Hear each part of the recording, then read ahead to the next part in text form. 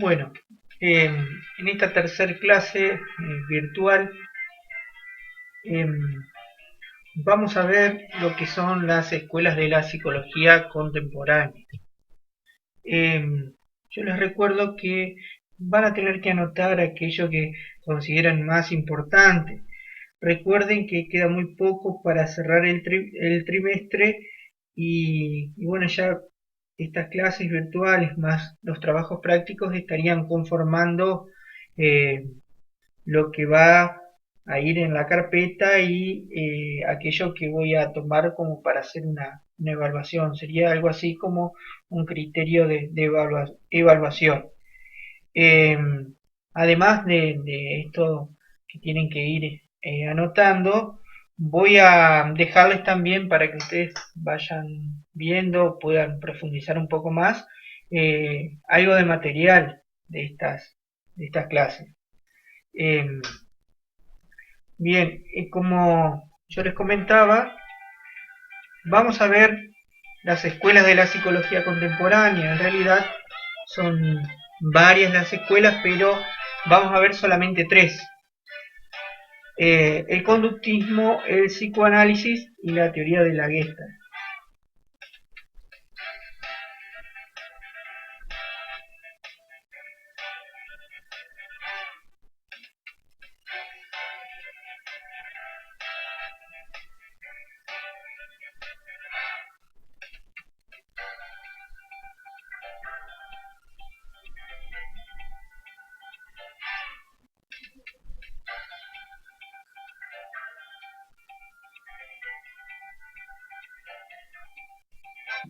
¿Qué son las escuelas de la psicología contemporánea? En psicología consideramos que la conducta y una gran variedad de conductas somos tan complicadas las personas que necesitamos muchos enfoques para entender diferentes conductas. ¿Sí? Eh, ¿Qué son las escuelas entonces? Se refiere eh, a, al conjunto de conocimientos, que esos conocimientos obedecen a determinadas teorías. Y hay científicos y psicólogos que llevan adelante esas teorías. ¿Sí? Quiero que quede claro que acá el término escuela tiene que ser entendido como un lugar científico y no como un edificio material.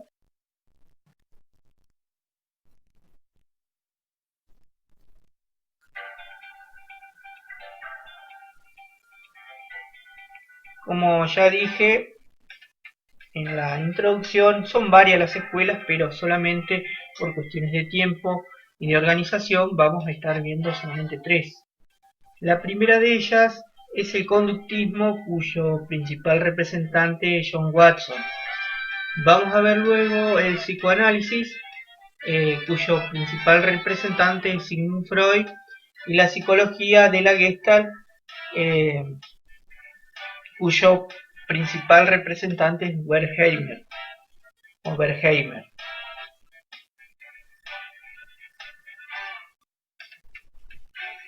Antes de continuar, voy a hacer un breve repaso antes de iniciar entonces a explicar cada una de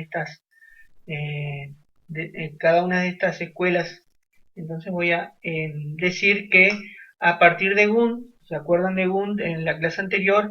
Gunt pretendía aplicar el método que era de las ciencias experimentales y ese método experimental tratar de llevarlo a la psicología para de esa manera separarnos de la filosofía, ¿sí? Porque estaba en contra entonces del estudio del alma. Él decía que es algo que no se puede estudiar, no es algo científico.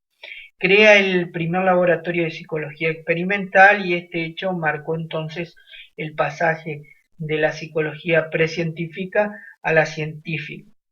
Bien, ¿qué es lo que estudiaba? ¿Cuál era el objeto de estudio? Recuerdan que él estudiaba sensaciones y pensamientos que eran en realidad de forma aislada, estudiaban estas, estas cuestiones, estos fenómenos psíquicos, y a través de la introspección, que era como un mirarse dentro. Así empezó entonces a través de esos experimentos y esos métodos de las ciencias físico-naturales, entonces empezamos a separarnos de la filosofía.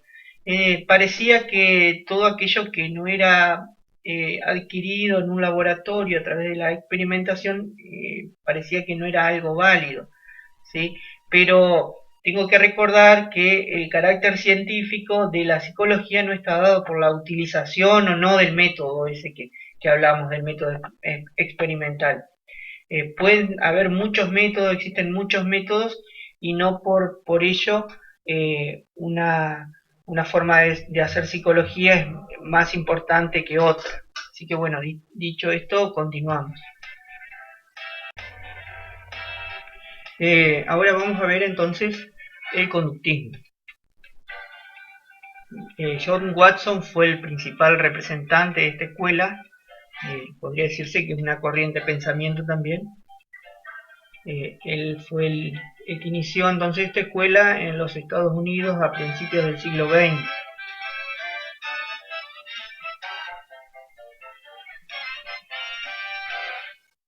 Bien, Watson estableció que la psicología debía reducirse al estudio de la conducta. Y fue una reacción en contra de Gunn, del estudio de la conciencia, ¿sí? Porque Watson decía que la conciencia era algo que no se podía ver, científicamente no se podía comprobar, porque nadie vio, por ejemplo, por la calle caminando una conciencia, ¿sí? Entonces, Watson decía que la gente hacía cosas y eso se podía ver, pero una conciencia es algo, es como hablar de alma, entonces no es algo científico. Se considera que a partir de Watson la psicología fue tenida mucho más en serio y fue considerada desde un ángulo más concreto. Acá otro punto importante es que para lograr esto, ¿sí? Se interesó solamente por aquellas conductas que son observables, como marca ahí la diapositiva, que son las conductas motoras, glandulares y verbales, ¿sí? ¿Cuáles serían estas conductas? Por ejemplo, las conductas motoras, si uno se puede ver que camina, que corre, que mueve un brazo o una pierna, ¿sí? Esas serían conductas motoras que puedo observar, que puedo cuantificar, ¿sí? Son conductas objetivas. Glandulares, si una persona está nerviosa, puedo ver que está transpirando, si se sonroja, puedo ver que le está sucediendo algo, ¿sí? Que está enamorada, que tiene un dolor. Y verbales, puedo escuchar que una persona está cantando o grita, ¿sí? O me está llamando. Esas tres tipos de conductas serían entonces eh, aquellas, aquellas cuestiones que le interesan a Watson. Sigamos.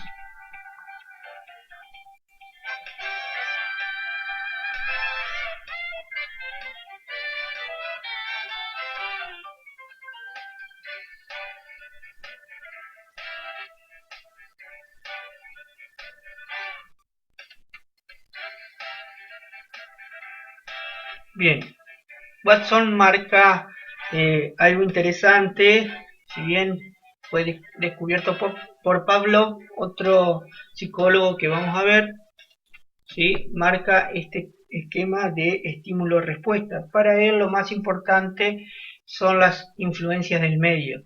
No le interesa, ¿sí? Lo que traemos, sino lo que vamos heredando, lo que vamos desarrollando y lo que el medio ambiente hace con nuestra persona, ¿sí? Él dice que somos producto totalmente de nuestro medio ambiente, cuestión bastante debatible.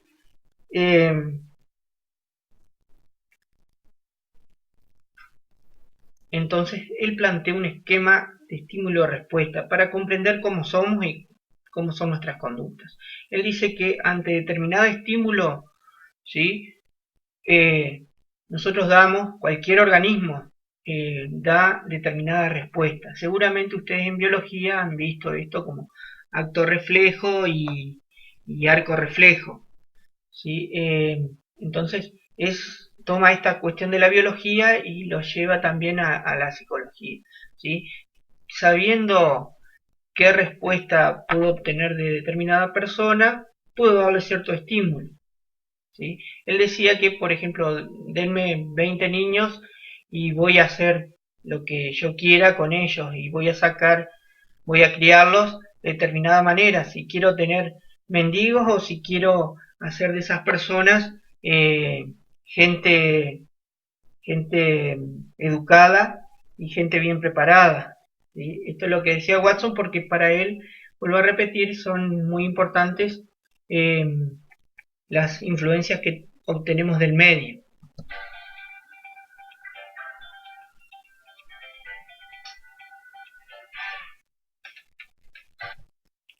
Bien, para resumir entonces, eh, para Watson lo más importante eran aquellas conductas observables que se podían registrar y se podían verificar.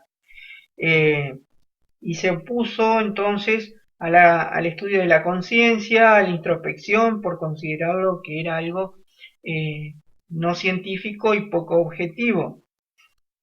Su objeto de estudio entonces fue la conducta, no cualquier conducta, sino la conducta que es observable. Y su principal método es la observación. ¿Sí? Dentro de la experimentación, la observación entonces es lo más importante que él utiliza. A continuación, otra de las escuelas más importantes dentro de la psicología, ahí vemos una caricatura, es el psicoanálisis. El personaje que están viendo ahí es Sigmund Freud. Seguramente han escuchado hablar de Sigmund Freud en alguna canción de Arjona o en la televisión, ¿sí? Sigmund Freud entonces y el psicoanálisis. Él le da mucha importancia, siguiendo este esquema que estamos viendo, a los primeros 5 años de vida. Él dice que determina nuestra personalidad futura. Cómo vivimos esos primeros 5 años de vida va a determinar prácticamente cómo va a ser nuestra personalidad posterior.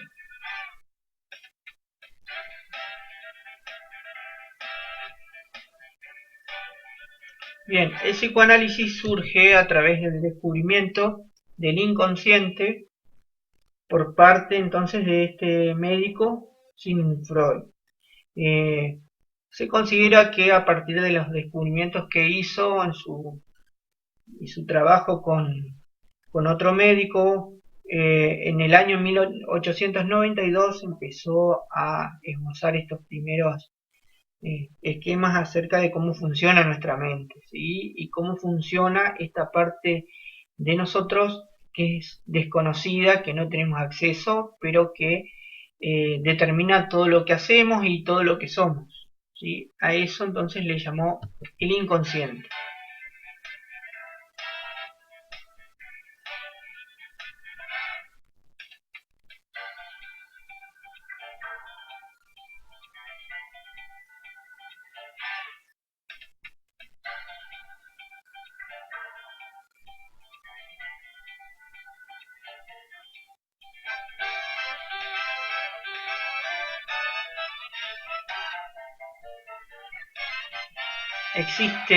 Para Freud descubrió que existe en nosotros un mecanismo que se llama el mecanismo de la represión, que impiden que lleguen a nuestra mente consciente las verdaderas motivaciones que en realidad tenemos de nuestras conductas.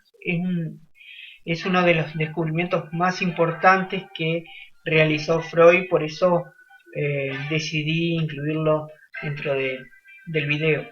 ¿Sí? Mecanismo de la represión entonces. El método, era un médico, así que empezó utilizando, hasta el día de hoy se utiliza el método clínico, que tiene una serie de partes que vamos a ver en el segundo trimestre seguramente, junto con toda la teoría psicoanalítica. Bien, resumiendo un poco entonces, este médico neurólogo Freud descubrió una parte nuestra a la cual no tenemos acceso, pero que nos determina como personas, tanto nuestras conductas como nuestra personalidad, ¿sí? También descubrió un mecanismo llamado represión que impide entonces que lleguen a nuestra mente consciente, a nuestra mente que conocemos como propia, las verdaderas motivaciones de la conducta, y le dio una importancia fundamental a los primeros 5 años de vida, ¿sí? Y utilizó el método clínico. El objeto de estudio entonces del psicoanálisis es el estudio del inconsciente. La teoría de la Gestalt es otra de las escuelas de la psicología contemporánea.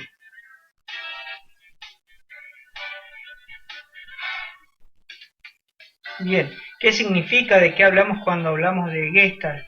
En realidad es una palabra alemana que significa forma. Y una de las cuestiones más importantes, de los postulados más importantes, es el todo es diferente a la suma de las partes.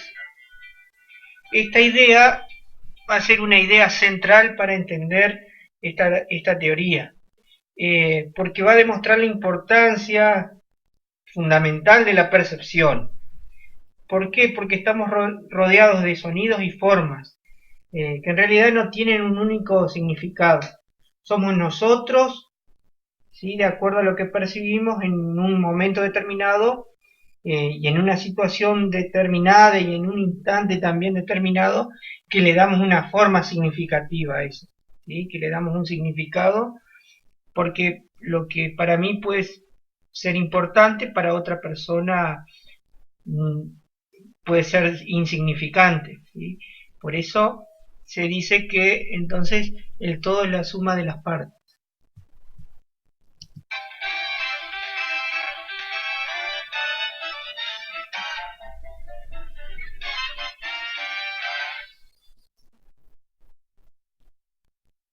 Ahí está, la palabra percepción es también una palabra importante, y en eso se basa esta teoría. A esta palabra traten de ir anotándola, igual que a la frase anterior.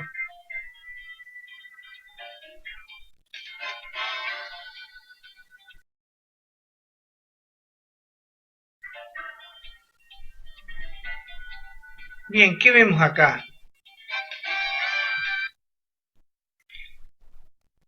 En general, casi todos vemos un cubo, pero en realidad son 12 líneas, ¿sí? Está compuesto un cubo por 12 líneas.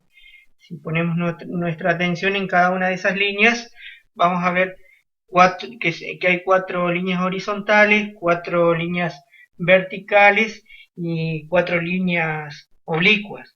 Eso es lo objetivo, digamos. Esas líneas en distintas posiciones y en distintas cantidades, lo objetivo. El cubo, eso que vemos el cubo, nace de nuestra imaginación, ¿sí? Vemos esas 12 líneas, pero somos nosotros los que la relacionamos con algún recuerdo de algún cubo, y nuestra percepción entonces crea esa figura. Seguimos. ¿Qué vemos acá? 2 caras o una copa. Tengamos en cuenta una de las cosas fundamentales que plantea la Gestalt, y que cada vez que percibimos, en todo campo perceptivo siempre se diferencia una figura o un fondo, ¿sí? De acuerdo a donde nosotros pongamos nuestra atención, va a ser o figura o forma. La forma es una figura dominante, o sea, donde nosotros prestamos atención. El fondo es un plano posterior, digamos, lo que menos nos fijamos. Y eso le da el sentido a la figura también, o a la forma. También tenemos que tener en cuenta que la percepción no es un hecho objetivo, ¿sí? ¿Por qué? Porque cada uno va a aislar o va a poner su atención, con la cara en este caso, con la copa, de acuerdo a nuestra atención, lo que más nos va a llamar la atención, y a lo que estamos sintiendo o necesitando en ese momento, ¿sí? En general, estos teóricos pretendían demostrar que era inútil intentar cualquier fenómeno, no se podía comprender cualquier fenómeno eh, si no se lo veía como un todo, ¿sí? No se podía estudiar por separado el sujeto, el objeto o el medio, sino que se tenía que estudiar como interdependientes y también interrelacionados en cuanto al sujeto, al objeto y al medio. Entonces, los tres tenían que estar interrelacionados. El objeto de estudio es el comportamiento. Uno de los principales representantes